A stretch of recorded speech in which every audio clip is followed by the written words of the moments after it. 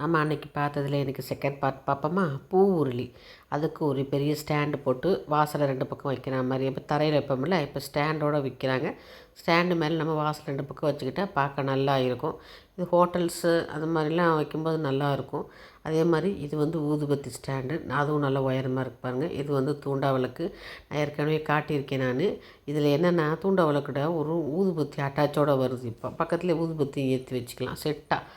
நல்லா வந்து எப்படியும் ஒரு 100 ml வந்து எண்ணெய் பிடிக்கும். இந்த மாதிரி குபேர விளக்கில் பெரிய விளக்கு சைஸ் வரையே வச்சுருந்தாங்க. அதுலேயும் ஸ்டாண்டு போட்ட குபேர விளக்கு இருந்துச்சு. பெரிய குபேர விளக்கு எப்படி 1/4 லிட்டர் பிடிக்குங்க, ரொம்ப பெருசாக இருந்துச்சு.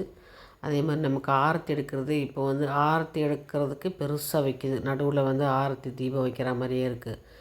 இது வந்து தாமரை இதழோடு கூடிய தூண்டா விளக்கு. எல்லாமே இப்போ வந்து விளக்கெல்லாம் உங்களுக்கு நடுவில் திரியோடு தான் வருது. எதுவுமே இப்போ சைடு திரியோடு வர்றதில்லை. அதே மாதிரி இது கமண்டலம் வித்தியாசமான கமண்டலம் 2 கமண்டலம் இருந்துச்சு. ஒன்று பிடியோடு இருந்துச்சு, மற்ற 2 பிடி இல்லாமல் இருந்துச்சு. இது எல்லாமே வந்து நடுவில் திரி தான். இப்போ எதுவுமே வர்ற விளக்கில் எல்லாமே ஓரத்திரி கிடையாது. ஓரெல்லாம் கருகுது சொல்லிட்டு நடுவுலேயே வச்சுறாங்க. அது ரொம்ப ஈஸியாக இருக்குல்லங்க. நடுவில் திரி ஏற்றுறதுக்கு ஸ்டாண்டு கூட ஒரு நம்பர் வரையாக இருக்குது. 4ஆம் நம்பர் 5ஆம் நம்பர் ஸ்டாண்டு, அதை கூட வாங்கி நம்ம ஏற்றிக்கலாம்.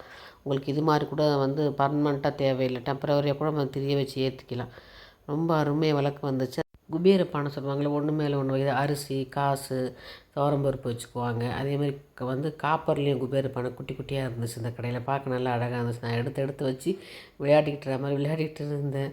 நல்லா அழகாக இருக்கேன்னுட்டு. பெரிய சொம்புலேயும் இருந்துச்சு, சின்ன சொம்புலேயும் இருக்குது. பெரிய சொம்பு நல்லா அழகாக டிசைன் போட்டு வச்சுருந்தாங்க.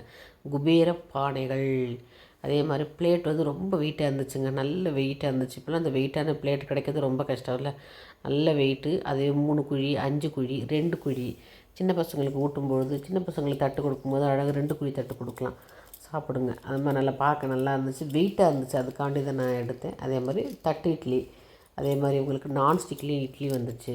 அதே மாதிரி குட்டி குட்டி இட்லி சைஸ் வரை இப்போ இட்லி வந்துச்சு, மினி இட்லியை தவிர. இது கரண்டி உங்களுக்கு நான் ஏற்கனவே காட்டினேன். இதுவும் தேங்காய், வீட்டிலே தேங்காய் உடச்சிக்கலாம். நம்ம வந்து தேங்காய் உடைக்கிறது சுற்றியெல்லாம் தேட தேவையில்லை. இதுமே தேங்காய் வரேன்டா உடச்சிக்கலாம்.